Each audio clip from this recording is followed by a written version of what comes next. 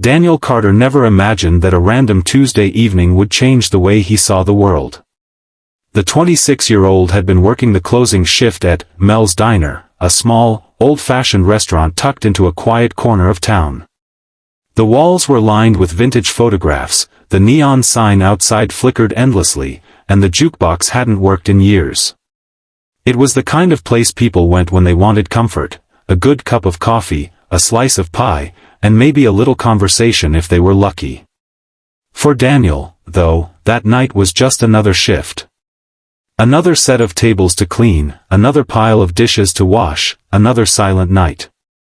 Life, as it had for months, felt like it was on autopilot. Until the bell above the door chimed. She was small, frail, wrapped in a lavender coat 2 sizes too big, clutching a simple paper bag and a folded photograph. Her face was lined with years of stories, her eyes soft but distant, as though she was carrying the weight of too many yesterdays. Daniel noticed her immediately because, unlike the regulars, she didn't head to the counter. She quietly chose the booth in the far corner, placing her bag beside her as if she wanted to vanish into the background. When Daniel approached with the menu, she smiled politely but gently pushed it away. "Just a cup of hot tea, please," she said, her voice barely above a whisper. As Daniel poured her tea, he noticed the photograph she placed on the table. It was old, black and white, but the woman in the photo was unmistakably her, standing beside a birthday cake, candles ablaze, with a smile so bright it seemed to light up the world.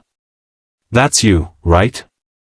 Daniel asked, trying not to intrude but unable to suppress his curiosity. She looked up, surprised at the attention. "Yes, that was a long, long time ago. My 21st birthday."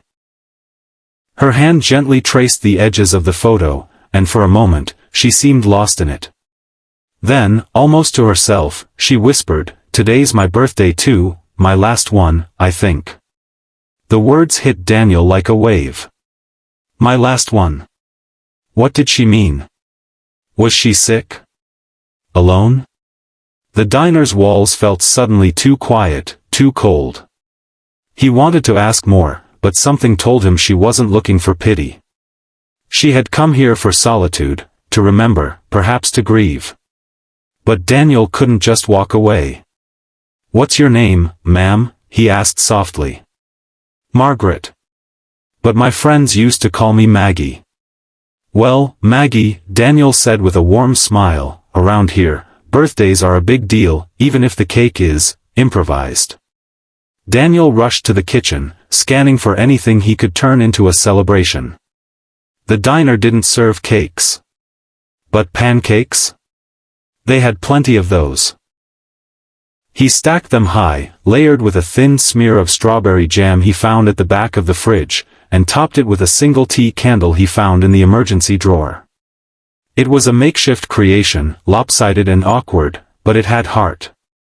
He dimmed the lights, carried the pancake cake to Maggie's booth, and, with a grin, announced, "Maggie, happy birthday." For a moment, she just stared at it, bewildered. Then, tears pooled in her eyes. "No one sung me happy birthday in years," she whispered. Daniel didn't wait. He started singing. His voice was raw, slightly off-key, but filled with sincerity. One by one, the few other customers joined in. What started as an awkward solo became a small choir of strangers. Maggie's hands trembled as she closed her eyes and made a wish before blowing out the tiny flame. But Daniel wasn't done. As he cleaned up, a thought gnawed at him. Maggie had no one. No family, no friends here. He pulled out his phone and typed a message on the diner's small Facebook page. "There's a wonderful lady named Maggie sitting here on her birthday, alone. She doesn't expect anything, but I think she deserves to know she's not invisible. If you're nearby and feel like making someone's evening, stop by. Bring a smile." He didn't expect much. But sometimes, small sparks ignite wildfires. Within 30 minutes, the bell above the door kept ringing. First, a young couple with their toddler walked in, carrying a small bouquet of daisies. They approached Maggie with warmth and sincerity, introducing themselves as if they were old friends. Then came Mr. Jenkins, a retired music teacher from down the street, who brought his harmonica and serenaded Maggie with a shaky but heartfelt rendition of "You Are My Sunshine." Next, a group of teenagers who had been scrolling their phones in a nearby park showed up with a handmade birthday card, all signed with messages like, "You're loved, even by strangers," and "You matter to us." The diner, which had started the evening as a place of quiet solitude, transformed into a hub of kindness. People who had never met Maggie smiled, laughed, and shared stories with her. One local baker, upon hearing Daniel's post, brought in a small vanilla cake adorned with delicate blue icing. It wasn't grand, but the message on top said it all. "You're never alone, Maggie." As the evening unfolded, Daniel noticed a man hesitating near the entrance, holding a worn-out envelope. He looked to be in his 40s, his eyes scanning the room until they landed on Maggie. Slowly, he approached. "Excuse me, ma'am, is your name Margaret Lane? From Willow Creek?" Maggie looked up, puzzled. "Yes, that was my name a long time ago." "How do you know that?" The man's hands trembled as he extended the envelope. I think you might be my grandmother." The diner fell silent. Maggie's hand went to her heart. I never had children.